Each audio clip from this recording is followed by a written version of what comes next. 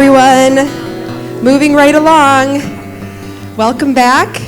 Thank you after that break. We're ready for another power-packed hour. I'd like to thank everyone live streaming. Really thank you for joining us. Thank you for your patience. This is our first time getting all these technical details worked out, so we're really grateful that everything's up, everything's running. Love some good feedback. Appreciate that you've been patient early on when we were trying to get that going.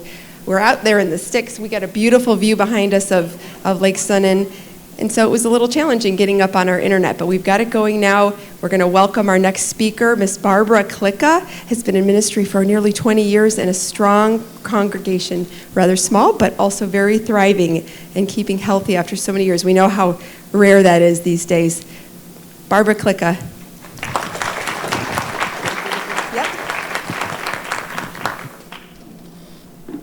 Good morning.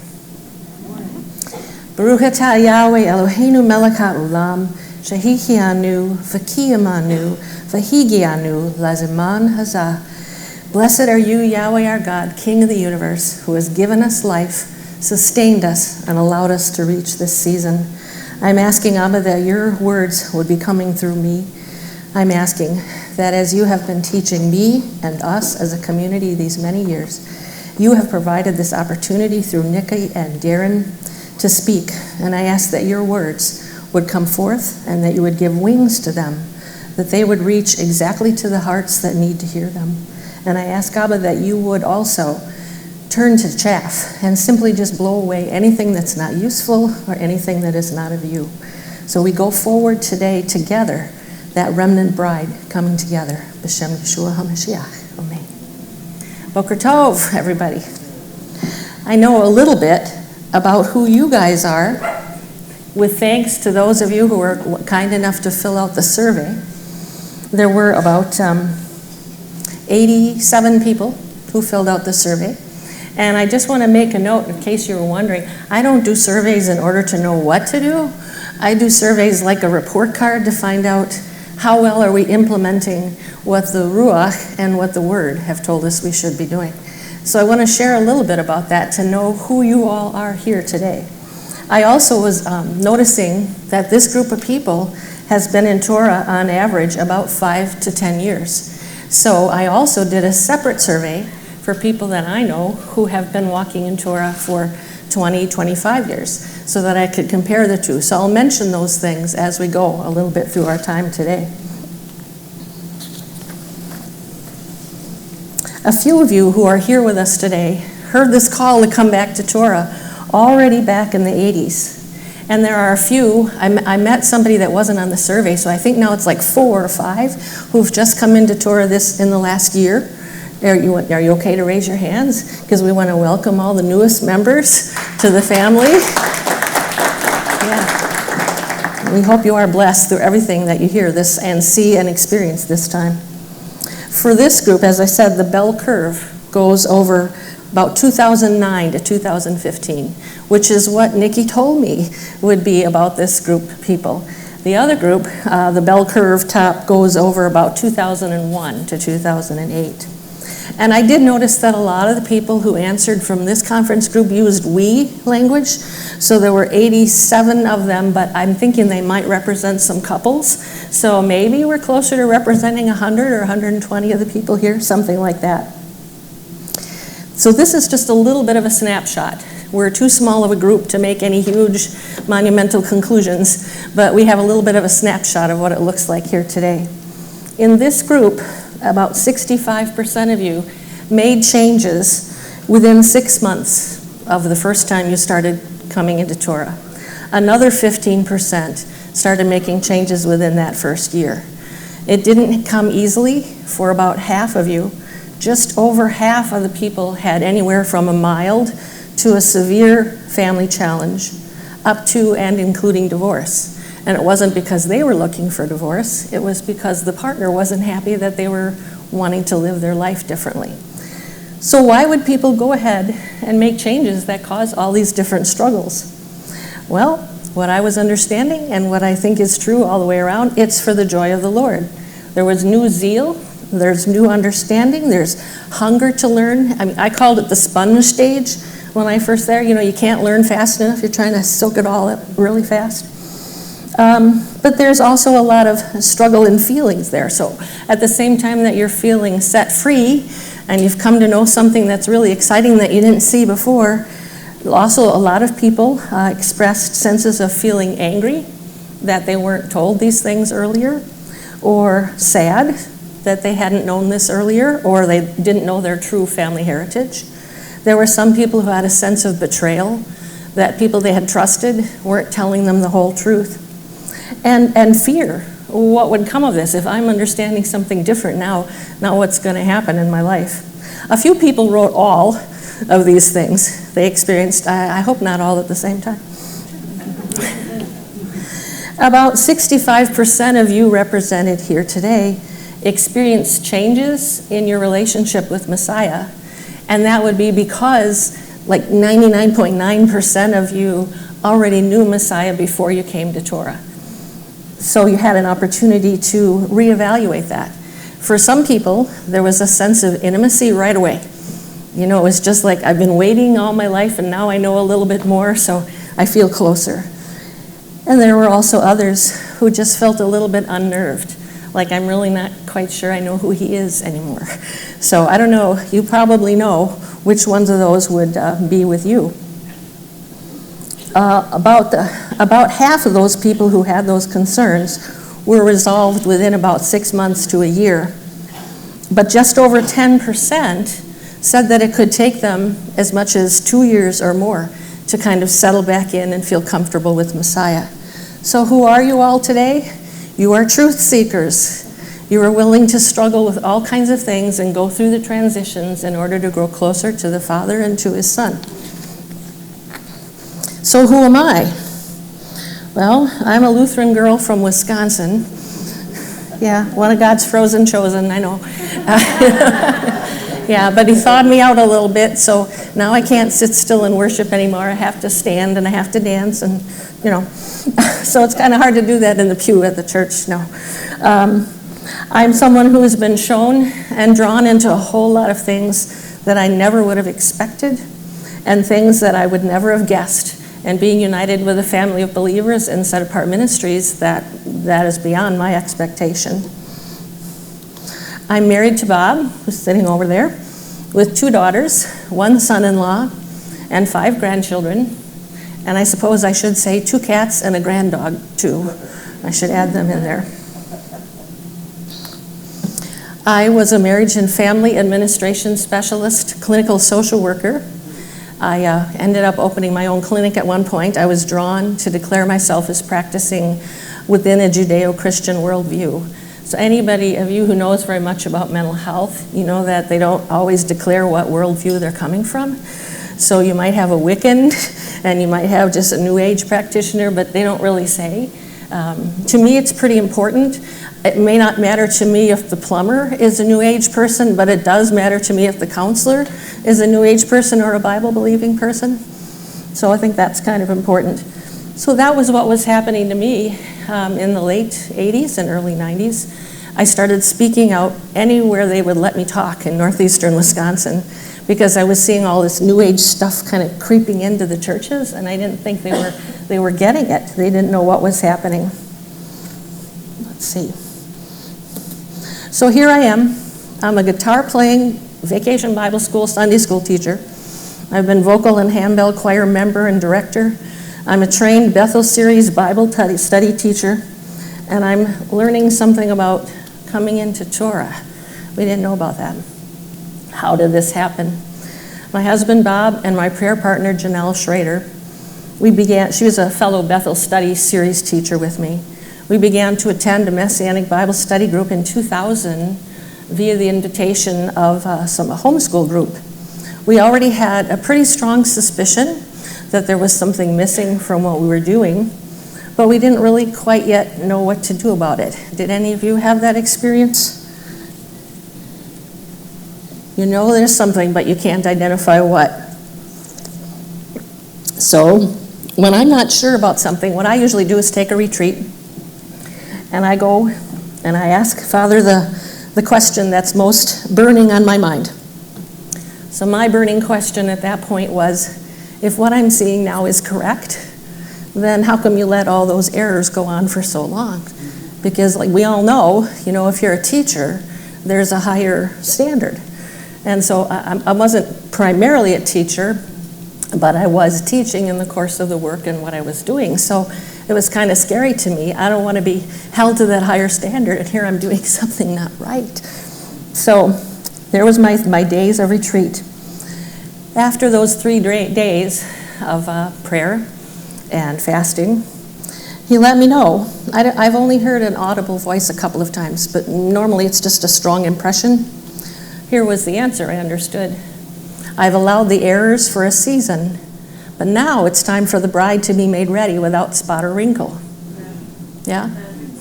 All I could say was, oh. What else do you say? Except that, okay, well, now I guess I better start learning how to be obedient to that, and I'm really sorry, that I have not understood, and I was teaching what I knew. So now I would say, well, I was, inherited the lies of the fathers, and that's where I walked, and that's what I knew. But it's important, I think probably all of you already know too, that it's really important for us to check back to the Word whenever we sense or experience something, because if we don't go back to the anchor of the Word, that's where we get some of that really kind of loosey-goosey stuff, I like to say.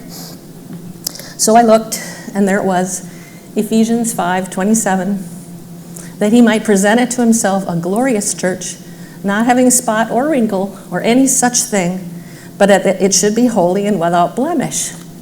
Thank you. There's the confirmation.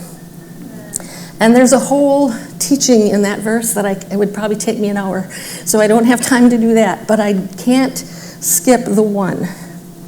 Do you ever notice, as you're studying, you come across a word that is only used one time in the scripture? When I see that, there's usually some kind of a nugget or a little gem right behind it. In this case, it was wrinkle, the word for wrinkle. Strong's 45:12, rutis, a wrinkle, as on a face or a fold. Okay? Well, it says without spot and without wrinkle, but I figured I was in a lot of trouble because I've had freckles and spots all my life, and the longer I walk, the more folds I get in my face. So, so it's obviously got to be something that Messiah is doing. It can't be on my part. But if you will just follow with me for a minute, I think I saw something else as well. That word wrinkle is from an obsolete verb, signifying, and this is the way Vine's expository dictionary put it, describing the flawlessness of the complete church as the result of the love of Christ and giving himself up for it, with the purpose of presenting it to himself hereafter. Well, that sounds beautiful. That's what I'm looking for. But then I looked further, and there at the outline of biblical usage, it noted that the primitive root of the word for wrinkle is probably influenced by the underlying meaning to deliver by drawing to oneself. Okay. So as I read that verse, I don't know, maybe you would see it the same way as I do, that he might present it to himself a glorious church, not having a spot or a wrinkle or any such thing, but that it should be holy and without blemish. Okay, spot is moral stain, so we know that. It's not literally the spot. But wrinkle says, according to Vines, it's being drawn in as Messiah is making us flawless. But it says without that. So without having a spot and without Messiah drawing us in to rescue us, that didn't sound right to me at all. So I'm wondering, I think probably most people here are aware that even though we're mostly aware of the New Testament written in Greek, we know that underlying it is a Hebraic understanding and worldview. So I'm going to ask you to think and test this with me, because I think there's a Hebraic parallelism under these words. I'm suggesting that it could be read this way, that he might draw it to himself, the glorious church being drawn to himself by the spotless Lamb, who is able to deliver and to make us like him, a glorious, meaning free of sin, church, with no spot, moral stain, And no wrinkle, meaning she's not drawing on her own power for deliverance. She's not folding into herself and looking to herself for the power, or any such thing like that, but that it should be set apart for his purposes with no fault within it. Students of the whole word will probably also recognize a similar language here too, to Yeshua, the spotless Lamb of Yah, with no blemish, working in and through us to bring us to that perfection in him and for him. Well, that matches my understanding of being without wrinkle, not trying to deliver ourselves. Some of you already know that choosing to honor Messiah and desiring to be made ready for his bride is going to carry an element of sacrifice, particularly those who face those challenges, moderate to severe. But even when you're just your family is feeling kind of uncomfortable with you because they think you're going into a cult or you're, whatever they think, that's not very pleasant. So we're coming out, but it's a transition. And it's not always an easy transition. We're being taken out of error, and we're being brought more and more fully into his truth. And we're learning more about what it means to be holy. Well, we don't really know much about that either. I mean, we didn't talk about it in my Lutheran church, although I'm very blessed. I had some very good teachers at that point.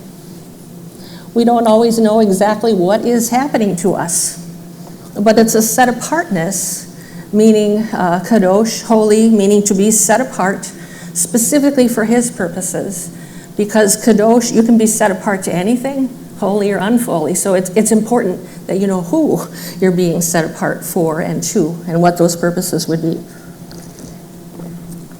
I had been in a group private practice outpatient mental health clinic when I began to speak about my concerns about New Age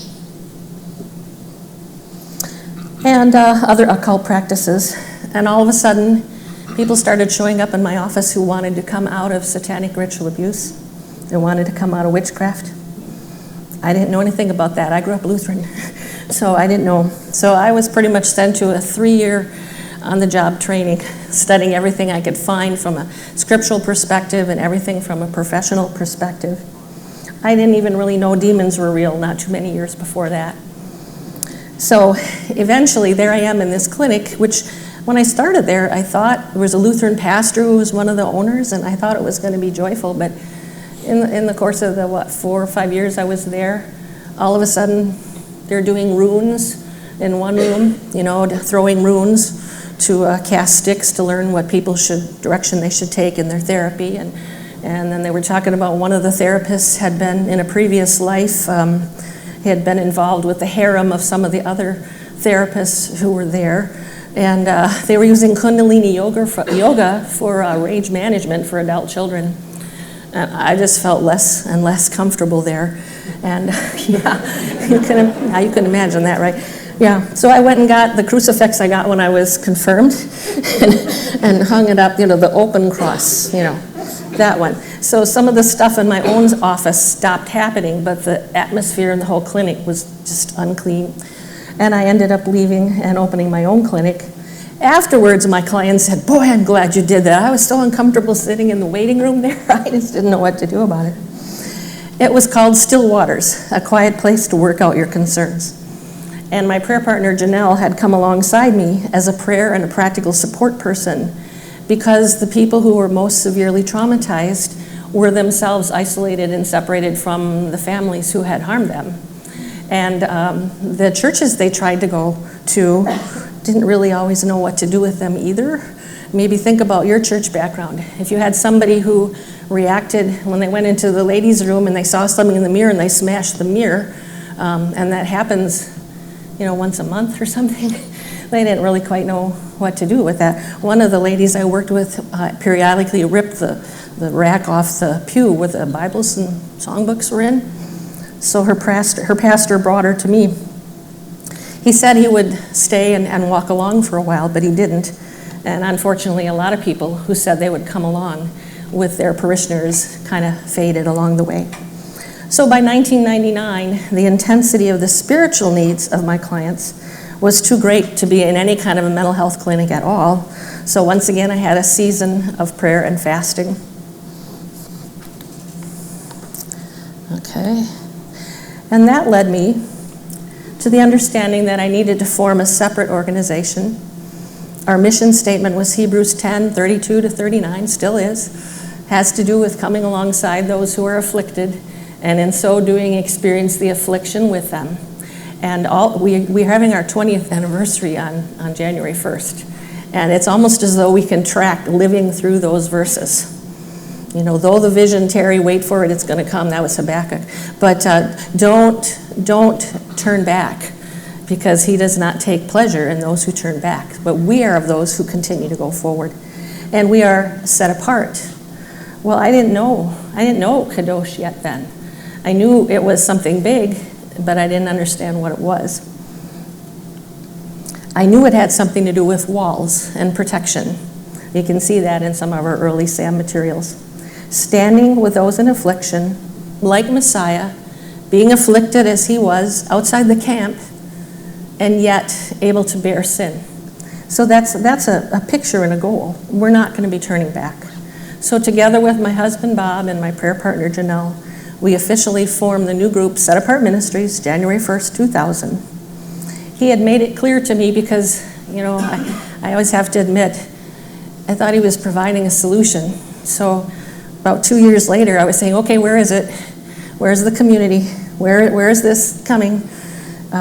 Well, he let me know that he was building us slowly and quietly and deeply so that we wouldn't be easily shaken. Again, all I can say is, oh, okay. But I really didn't know how quiet, and I didn't know how long ahead of time. And it's probably good that we didn't know, because we would have probably questioned a whole lot more than we did as it was. So in 2006, 6 years after we established Set Apart Ministries, during that time we had declared ourselves as a messianic mission community, because we were understanding that it would be pretty hard to help people come out of pagan practices if we ourselves were still in them. So we thought, oh, yep, gotta clean hands, right, pure heart, gotta move out of there.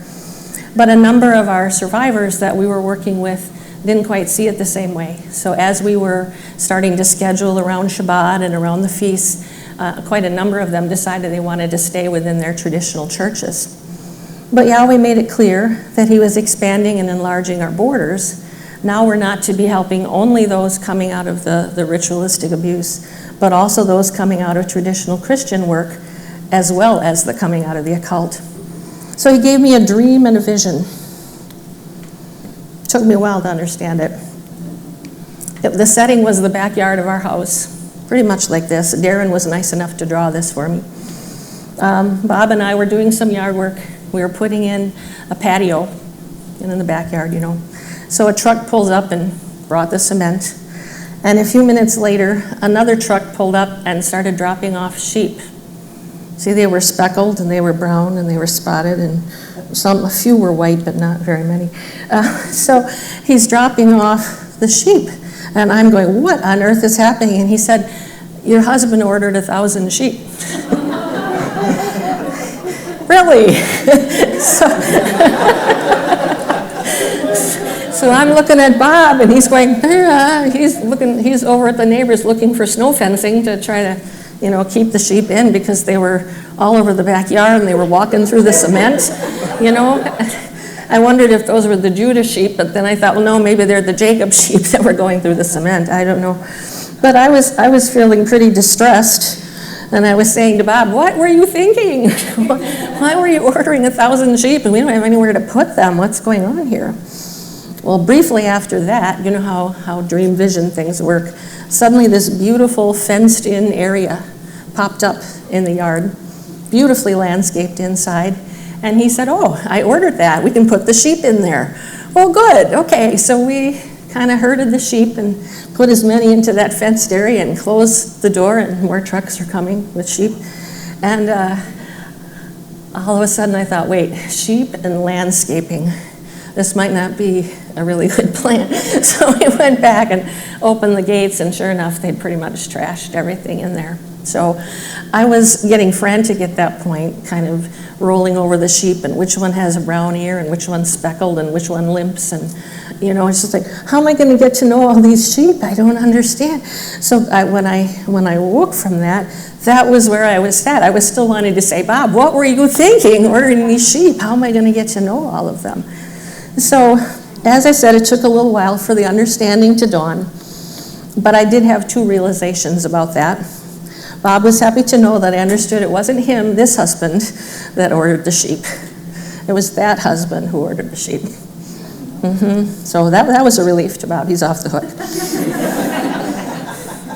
And I also further understood that we need to tend to those we have and train them to tend to others. Oh, well, I can do that, if just those few. So it was really more of the discipleship pattern. So there was more I understood, but not until just a couple weeks ago. I'll mention that a little bit later. So our borders were expanded. It wasn't only individuals who were coming out of ritual abuse who needed to come out from unholy assemblies and influences. It was also the assemblies, the churches, the believers coming together who needed to come out. And, the typical name for that is discipleship. So essentially that's what it is. He told us to what? Go and make disciples. He didn't say go and make converts. He wants disciples, people who are actually going to walk and move and carry on in his ways. But it's still all about sheep. So the idea of walls came back to play again, because you have to know how to feed and water and find enclosures, sheepfold walls. And the sheep in our day are moving to a different pasture, and they're getting to know the great shepherd more intimately. But the boundaries are different, and they often don't know what to expect or how to act. So now 15 years since that vision dream, Bob is still building infrastructure. It's not snow fencing anymore, but we have Sukkot land, and so he's the one who's taking care of making sure that there's enough plumbing and wiring hookups for everybody to have water and electricity that wants it. And he designed a portable kitchen sink for us to use, and an outdoor shower. Michael's smiling, yeah. Nice, yeah, with a changing room, with heat, because this is northern Wisconsin, right? Because two-legged sheep are happier when they get to take a hot shower over Sukkot. Yeah, so, but when it comes to any kind of sheep-to-sheep issues, he says, oh, no, that's not my department. He says, you deal with the sheep. So now we're all like sheep, looking for the right pasture in which to follow the right shepherd, while we're waiting for the great shepherd to come and take care of all of us. After he scattered his sheep, and I don't have time to go into details, but I'm sure all of you have been through this path, Jeremiah 3 provides some context for that whole issue of he who has been scattered, he will gather again. It is time to bring restoration and gather the exiles back again. That's why it's time to make the remnant bride ready. So I just pulled one little piece out of that for us today. Turn, O backsliding children, saith Yahweh, for I am married unto you, and I will take you, one of a city and two of a family, and I will bring you to Zion. And I will give you shepherds according to my heart, which shall feed you with knowledge and understanding. So those of you like us, we're taken one of a city, two of a family, and even though we're being brought together, we're sort of like being isolated in the process of being brought together. But it is all part of his plan. Do you see the picture of the people being taken out of one place and being brought into another by his shepherds? Yep. What does it mean to shepherd? It's the Hebrew word ra'ah, primitive root meaning to tend a flock. I know Nikki and Darren and other people here can talk a whole bunch about that, right? You learn a lot. There's a reason why Yahweh chose sheep to be a metaphor for us. Okay, so it's tending the flock, it's pasturing it, all kinds of descriptions here to have companionship, to keep company with, the devour and eat up part, may not like that, to use as a friend, to make friendship with. But when you look in the different translations, as I'm sure everybody here has done from time to time, There are some of them that translated as shepherd, NASB, ASV, Complete Jewish Bible, Young Living, Hebrew Names Version, NIV, and the New King James. But there are some, primarily the King James, that translated as pastor. So I don't know how many people realize that that's one and the same word, that that's what a pastor is to be doing, is shepherding the two-legged sheep flock, right? Okay. And there was another little piece of this. And from Genesis, we know the story of Jacob and Rachel. And yet when he spake with them, Rachel came with her father's sheep, for she kept them. And that word kept is the same one, ra'ah, meaning to shepherd or to tend, but it can mean shepherd and shepherdess as well.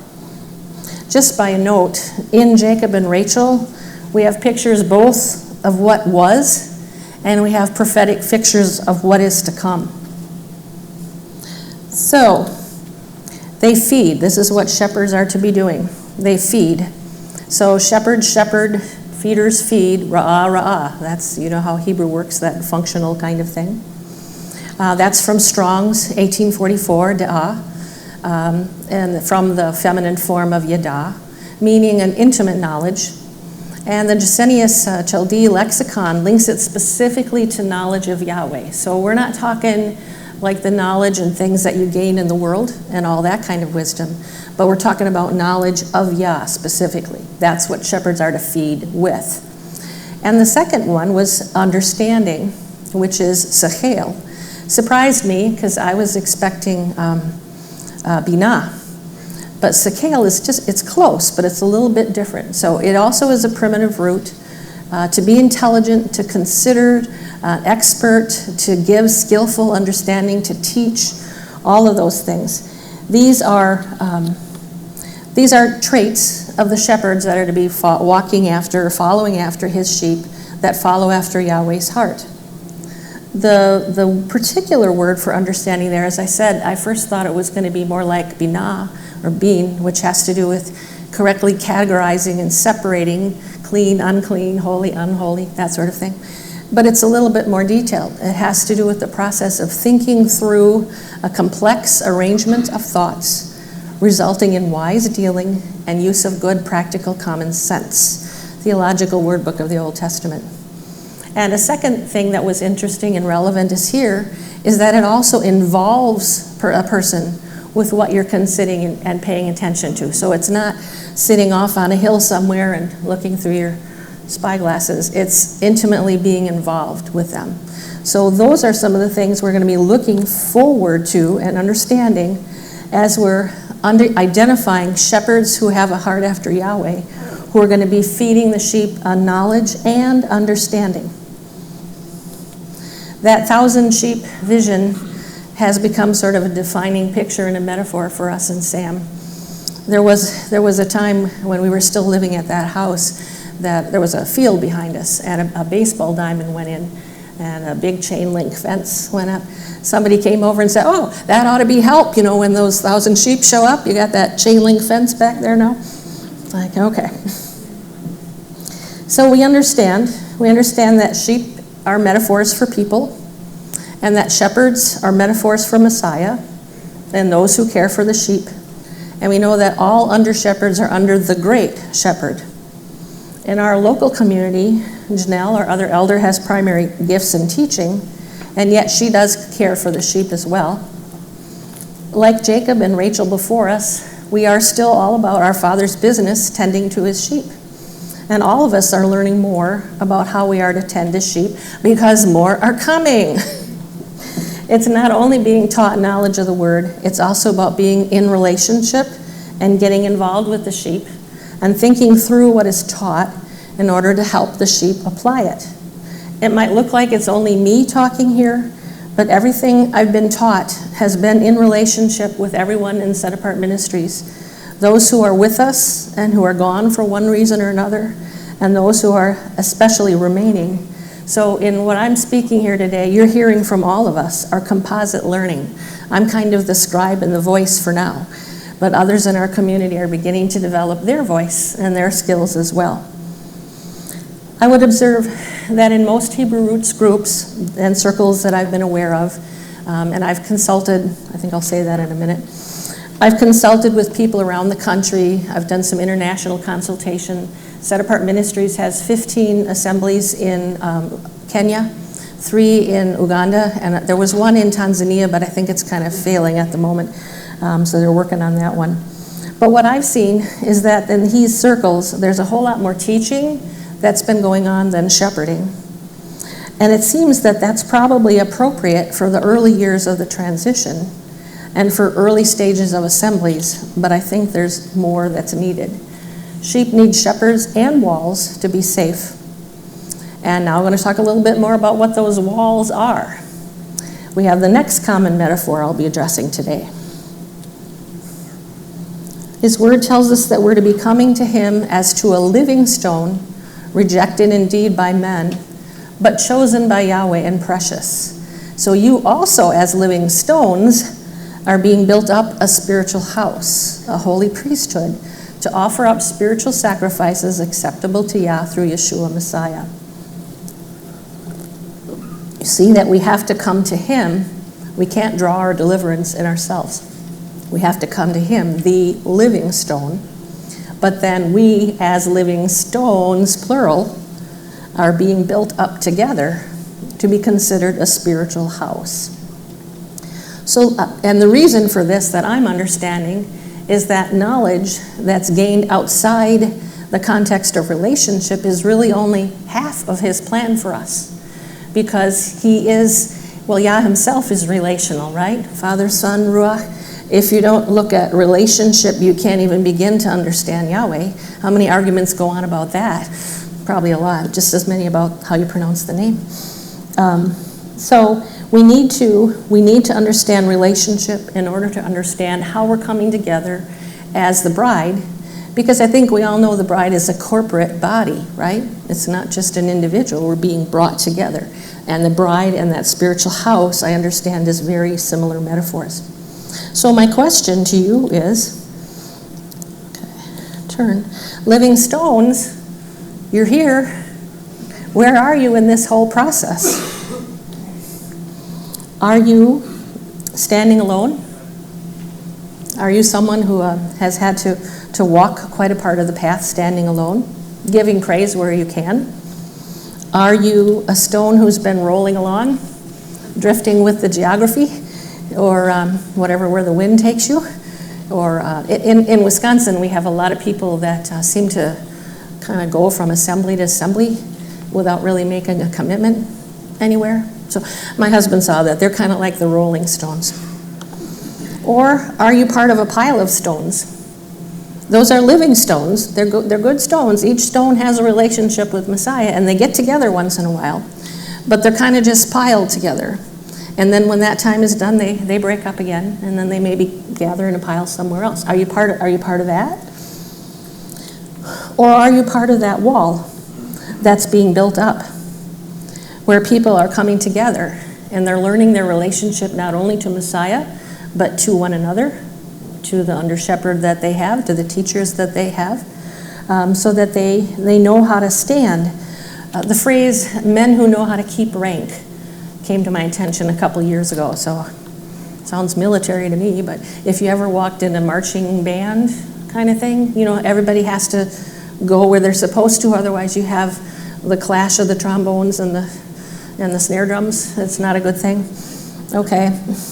Well, I think in our Christian circles and in our Messianic circles, we've got an awful lot of problems where people are not knowing exactly where their rank is, and they're creating friendly fire, to mix military terms in that, and shooting one another and not understanding.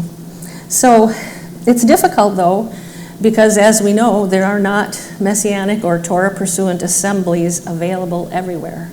In Wisconsin, we have, I think, 2 officially organized churches in the 2 largest towns. And then the rest of us are, one variation or another on a home fellowship or whatever size. As far as I know, we're the longest standing, stable Messianic fellowship in Wisconsin with 20 years. And it's only because we're Messiah-centered. Because I'm going to tell you, when you start with a whole group of people who are coming out of satanic ritual abuse, he's got you in the crosshairs. And there's a whole lot. So we knew from the beginning that we were a target. So we're not supposed to forsake the assembling of ourselves, tells us that in Hebrews. But who are we supposed to assemble with? That's what troubled me in the late 90s when I got that. It's like, okay, I thought all the people who honored God were in churches. So I didn't know. So it took a few more years before the rest of that, the piece of that puzzle came. Of the conference attendees here, many describe the struggle to find a place. There are some who have found a place, and there are some who are content with their expectations mostly being met, and yet there's also conflict even in those situations. About half of you who responded here today don't have a regular fellowship, but it's not for want of looking. You've been checking. And when you do find one, it isn't always exactly what you thought it might be or what you expected, because you know what? Relationships are troublesome. I think you might have noticed that. They are the work of his kingdom, but I think it is still part of the element of still being in exile.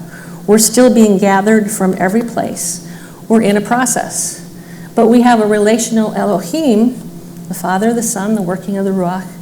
At times we may have to be only in relationship directly with him while we're still looking for that place to be built into. And I think some individuals can have a calling to stand alone for a season, and maybe even for a lifetime. But for overall, I think the majority of his goal and picture is for us to be built together. So there's a connection in the metaphor. We, the sheep, are now being compared to being living stones who need to come to the living stone, singular. He's perfect without spot or wrinkle. We need to not draw on ourselves for our deliverance, and we need him to make us more like he is. And it's done through relationship with him and with his people. From the other survey, the group of people, and with the help of several others, I was grateful for that. I was able to get 84 respondents of people who were not here at this conference. And they've been walking in Torah, as I said, probably 25 years on average. And a direct quote from one of them I thought was pretty good. I think one of the biggest problems in the faith is that for all the talk and study about Torah, little is talked about when it comes to applying Torah in our relationships with one another, or breaking free of personal strongholds so that one can truly be a light to the nations. Yeah, whoever that person was, bless them. They put their finger right on it. As much as people struggle with what they experience with various leaders, it's also true that leaders experience struggles with their people too. Anybody here who's been in leadership in a community? I know sometimes people think it's some prestigious position and you're going to get all this, glory and honor, and I don't know, it has felt more to me like being the point person looking for the landmines. So you've heard those stories of sheep knowing their own shepherd's voice. Somebody who did shepherding told me once about bellwether sheep. Have you found that in your group yet? No? One, I'm understanding it's to be one shepherd who's particularly attuned to the shepherd's voice, and they're the one that sort of gathers the other ones to encourage them to follow the shepherd. So I think it'd be good to have lots of bellwether sheep in each assembly, because our safety lies in knowing the right voice, and it lies in being led to the safe place, which usually involves some kind of wall. He has been calling his sheep out of the sins of our fathers, not yet into the land, and we can have lots of discussions about how exactly that part of the trip is going to happen.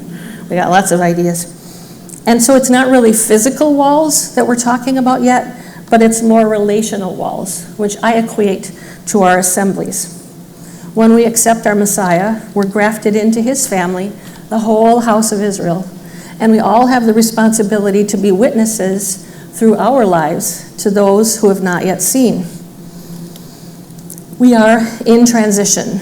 We're struggling. It's very joyful for us to have this new understanding of the importance of the whole word, but we don't yet know very much about the whole story.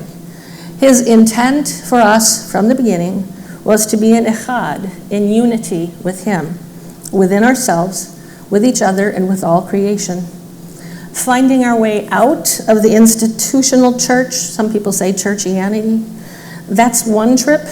That's one part of the transition. But he's made it very clear to us in these last several years as we've done some specific open house kind of trainings looking for new people. And he's made it really clear that it's not only coming out of what was, it's also finding your way in to the Hebraic understanding, where people run into some glitches and they don't quite know what to do. When we are alone, it's kind of hard to know which path is the right path. For a long time, I was doing teleconferences for people around the country who were too alone. They couldn't find anybody locally. And I don't know if you're like me. I don't know what I would have done without Bob and Janelle as we were coming into this and testing, checking everything. You don't have somebody that you trust to talk it over with. What do? You just about burst, So to have a teleconference and have a place for people to do that was helpful, because that's what it looks like, that maze. Okay, I get the big picture, but how do I get there from here? But then, oh, wonder of wonders, you find some people and you start to get connected with them. But then you find out that they have a whole bunch of ideas too about what it looks like. And their ideas are not exactly what your ideas are. And there's still those loose ones kind of wandering around here, and you're not exactly sure which arrow is pointed the right way. You can relate to that. How do you pick the right assembly? And literally, when you go online and you see all the teachings, sometimes it just makes me shake. It's like, and then when they're online and there's no opportunity to test on a day-to-day basis to see what people's walk is really like, and yet people commit to follow them, it scares me to death, Yeah, so it's a hard thing. So even though we finally find those other like-minded people, their ideas, we struggle. How much Jewishness? How much Christian? How casually or how strictly should we observe Shabbat? Oh my goodness, there was a group in our area, I think after they'd been walking in Torah for about 10 years, I understood that they were still arguing along the lines of whether they should put tape over the outlets on Shabbat. So that made me really want to cry. And what exactly is the correct calendar? That's the big thing. These issues have torn assemblies apart. So how do we come to agreement? Especially difficult, we've seen, when someone has been studying alone for a long time, and they come to many different conclusions. I don't know how else to say it. It's like peculiar to them, and they don't have anybody to test it with. And the Ruach, he brings a lot of direct conviction, but we're not necessarily always in the right place or the ability to correctly perceive and discern what's going on. So that direct channel, it's not his fault, it's our failing. It's where we are as far as how accurately we can perceive and move on from there.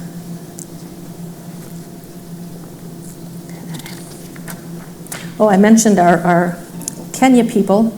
We have assemblies due to the work of Elder Peter Dungo and his elders there. We have assemblies there, just if you're interested. In Nakuru, we have several in Bomet. There's a remnant in Kisi, which is near Lake Victoria. Kipipiri, Nyandura County, in Kericho, in Isebania, in Kisumu, in Mwe, in several in Bungoma, and at least 3 groups in Uganda. So I've visited there. It was an incredible blessing. There's a video out there that they made that I didn't know they were going to do, but it's out there on the table if you want to take a look at that. So I learned that there's an awful lot of work by Seventh-day Adventists in Kenya, but they were very surprised that there were people in America who knew that we needed Messiah.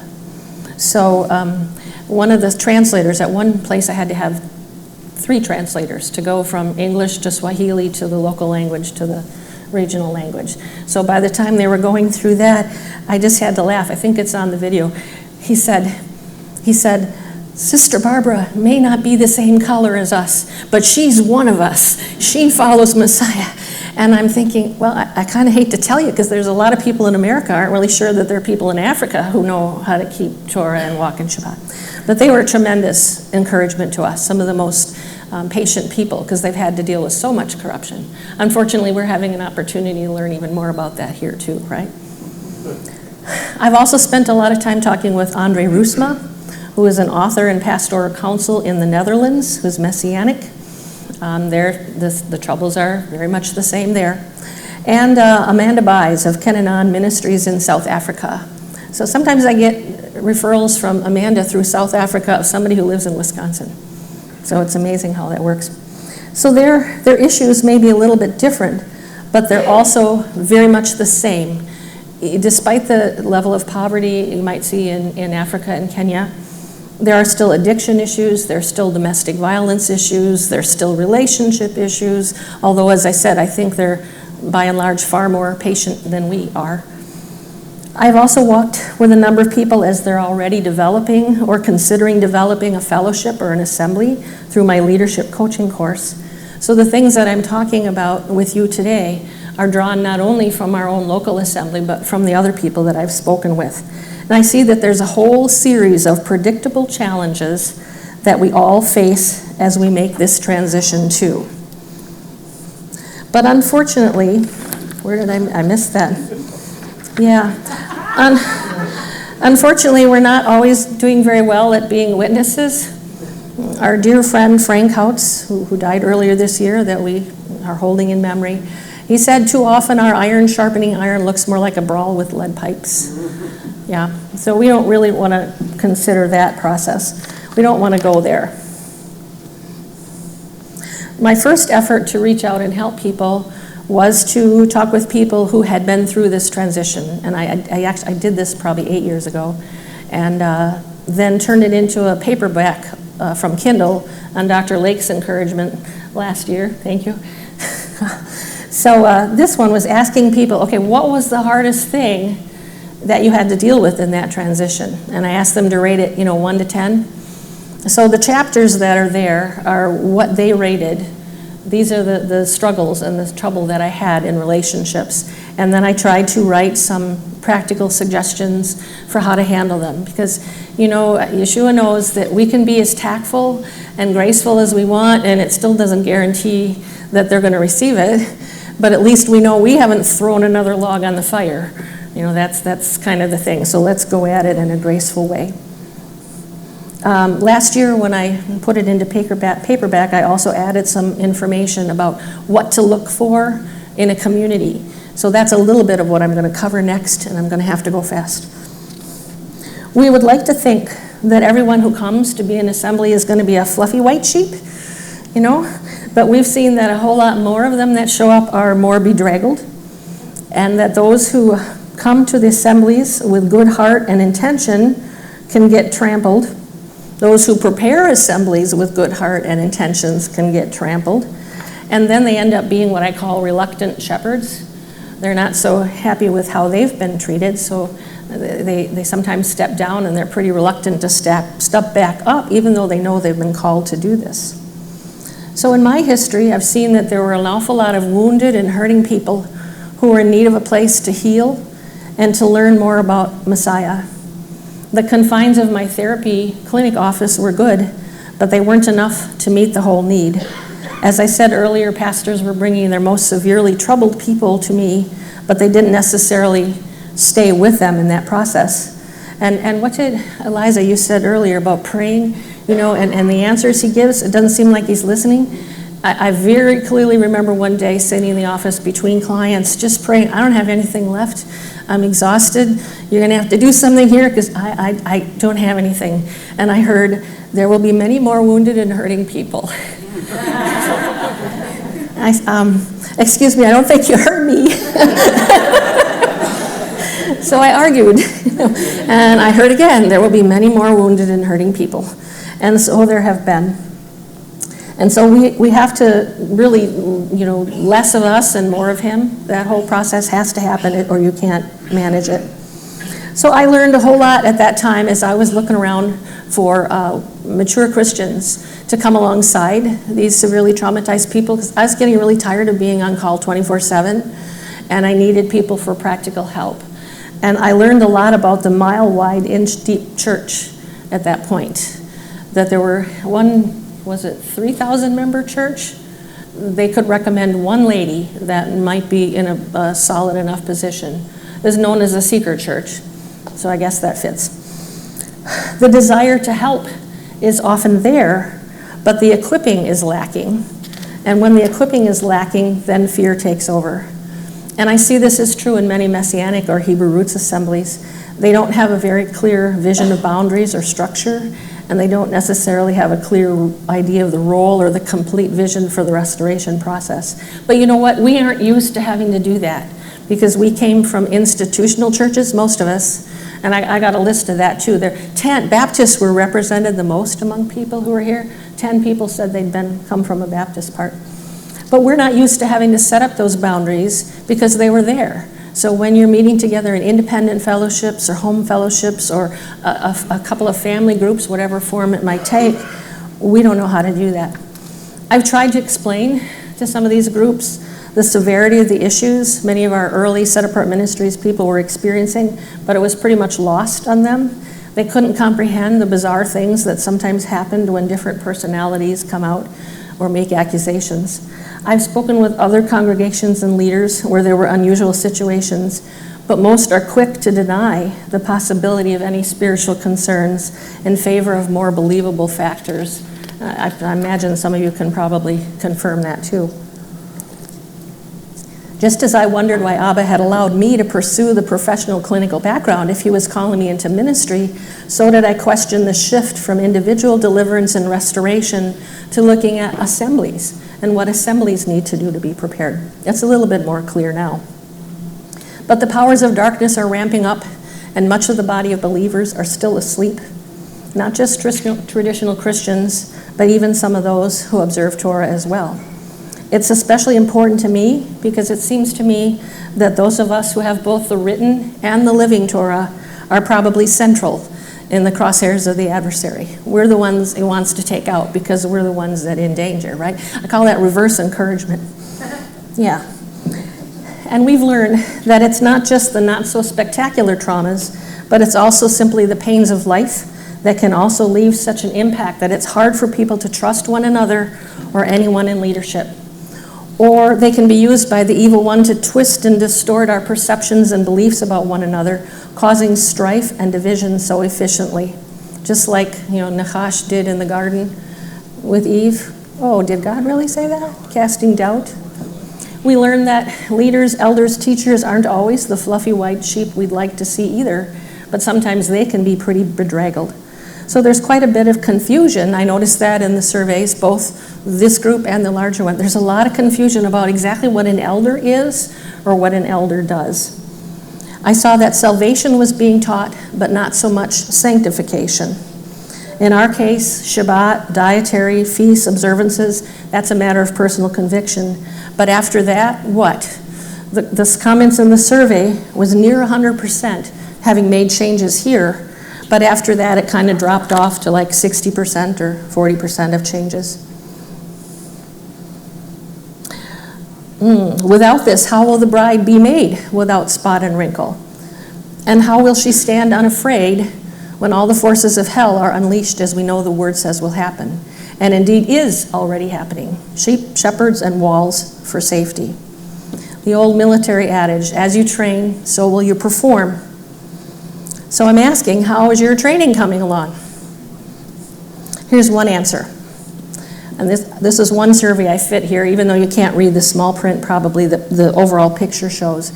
Before transition into Torah is on the left, and the little blue sliver was people that had no idea that God had, that God had any idea of what they should do in their life. The yellow one was for people who had, maybe they'd give God minor consideration. The blue one was for people who said, well, I check with God and see how it lines up with what I think.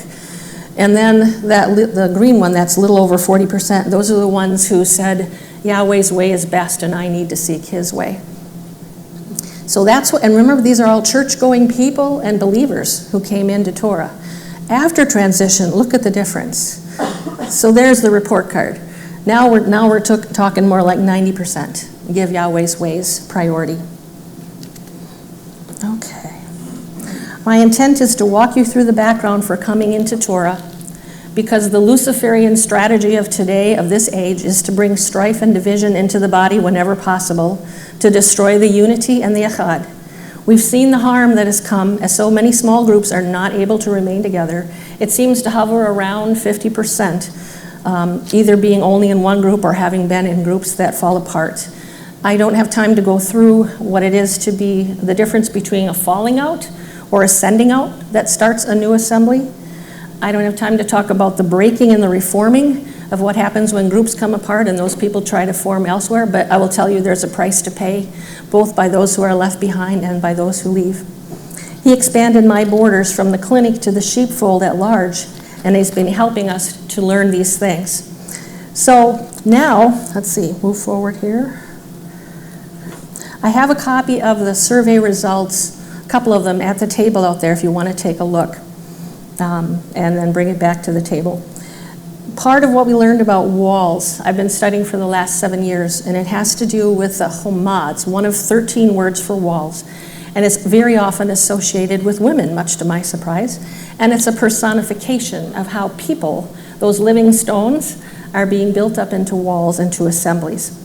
So I've got an outline of a book is out there with a number of articles in that study. So just as we have the metaphor of Messiah Yeshua as being the great shepherd, he's also the door by which we all must enter. So we have the image of sheep who are enclosed, but they're also enclosing as the wall, becoming the living stones through the living stones' work. The bride is pictured in many ways throughout Scripture, and I don't hear this wall one mentioned very often. I will have to talk a little bit more when it comes tomorrow about these specifics of how this is going on. But I want to say that we really do need to build up the strength of our walls.